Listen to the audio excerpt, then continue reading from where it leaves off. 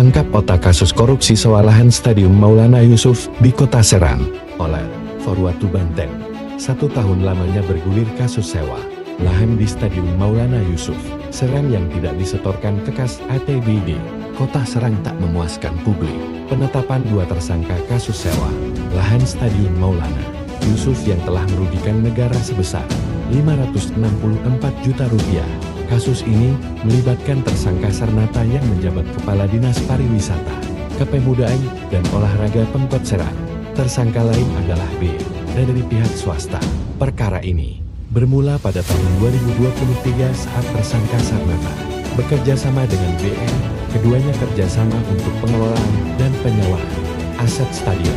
DA melakukan pengelolaan dengan membangun 71 kios dan menyewakan sebanyak 59 kios di Stadion Maulana Yusuf Serang, dan tersangka DA melakukan pemungutan uang sewa, namun uang atas pemanfaatan aset tidak disetorkan ke negara. Sebagaimana berita sebelumnya, tersangka Sarnata ditahan pada Selasa 30 Juli, sedangkan BA yang melakukan pengelolaan ada aset seluas 5.689,83 meter persegi itu ditahan pada Kamis 8 Agustus tahun 2024. Dia sebagai yang bekerja sama melakukan penyewaan lahan seluas 5.689,83 meter persegi bertempat di Stadion Maulana Yusuf. Perkara yang demikian tak membuat pihak yang telah disebutkan dalam berita acara persidangan dipanggil kejaksaan. Anak mantan wali kota Serang Syafruddin Sofa Bella Mulia terseret dalam perkara pengelolaan sewa lahan secara ilegal di area Stadion Maulana Yusuf, Kota Serang. Namanya muncul dalam sidang pembacaan dakwaan dugaan korupsi penyewaan lahan milik negara di Pengadilan Tipikor Serang. Dakwaan itu dibacakan untuk mantan Kepala Dinas Pariwisata, Kepemudaan, dan Olahraga Disparpora Kota Serang, Sarnata bersama pihak swasta Bashar Al-Hafi. Keduanya didakwa korupsi 564 juta rupiah. Terdakwa memperkaya diri sendiri, atau orang lain, atau suatu korporasi, yaitu memperkaya diri terdakwa, ataupun orang lain, yaitu saksi Bashar Al-Hafi, dalam penyidikan terpisah sebesar 564.241.475 rupiah. Kedua terdakwa didakwa dengan pasal 2 subsider pasal 3 ayat 1 Undang-Undang UU tentang Pemberantasan Tindak Pidana Korupsi. Namun, sejauh ini Forwatu Banten tak melihat ada upaya tegas dari pihak Kejaksaan Negeri Kota Serang untuk menegakkan hukum dalam kasus ini. Pihak yang diduga kuat ikut, serta bahkan melakukan perintah atas pengumpulan uang sewa untuk dipergunakan bagi kepentingan pribadi tidak disentuh oleh kejaksaan. Ini datang Forwatu Banten demi rakyat, demi keadilan, agar SPM ditangkap.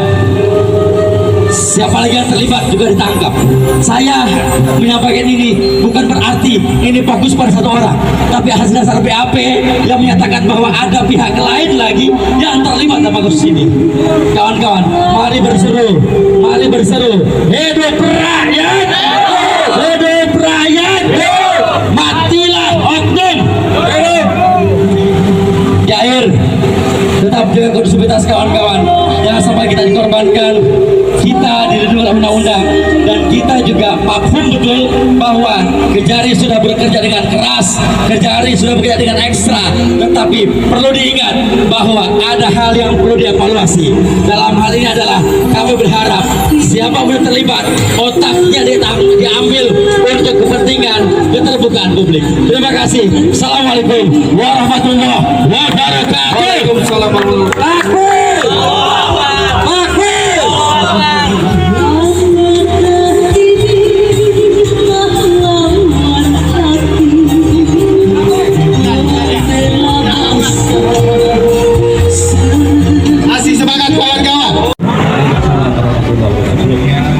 Saya ucapkan terima kasih atas aspirasi yang disampaikan, aspirasi yang sangat tertib, yang sangat kita harapkan bersama.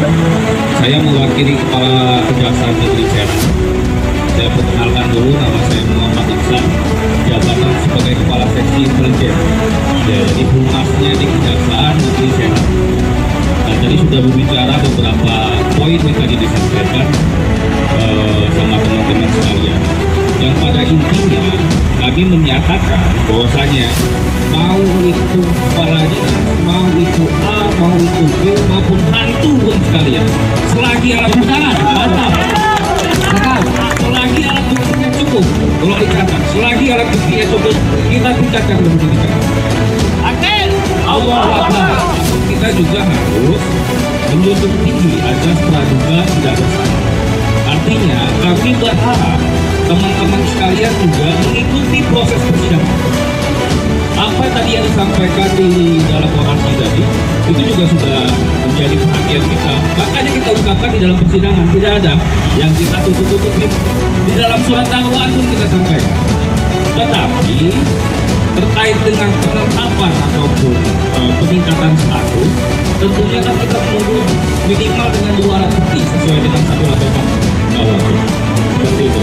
Nah, kami juga berharap teman-teman sekalian bersama-sama kita kawal perkara di persidangan terbuka untuk umum. Artinya di situ juga kita semua bisa. Warga Bersatu Banten tidak pernah gegabah dalam menentukan sikap.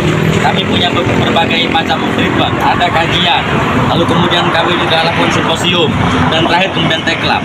Kasus ini tentunya barang lama yang hari ini baru muncul kembali. Kenapa demikian?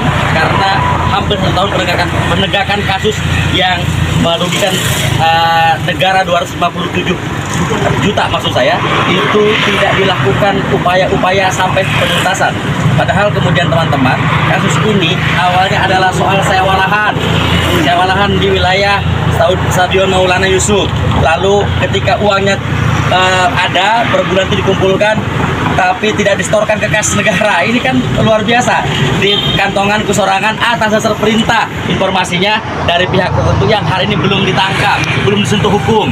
Makanya kami mendorong Kejaksaan Negeri agar orang yang masuk dalam BAP tersebut, ada namanya, dipanggil saja dulu. Soal dia salah atau tidak kan ada 2 alat bukti, lalu kemudian fakta persidangan yang dimunculkan.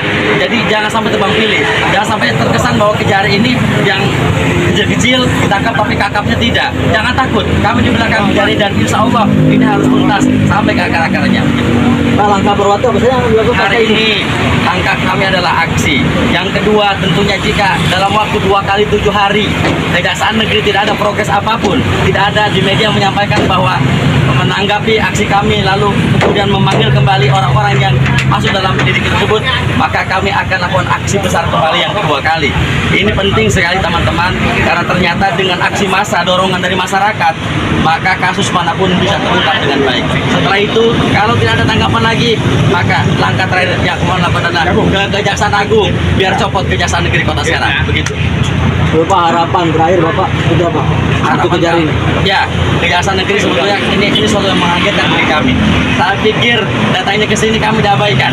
Saya pikir datangnya ke sini ada hal yang kemudian membuat mereka tidak mau masuk dan menemui kami.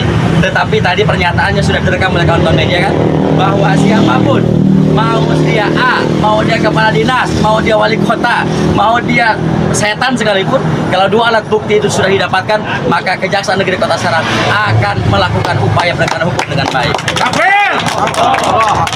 Bang, tambahan. Stop.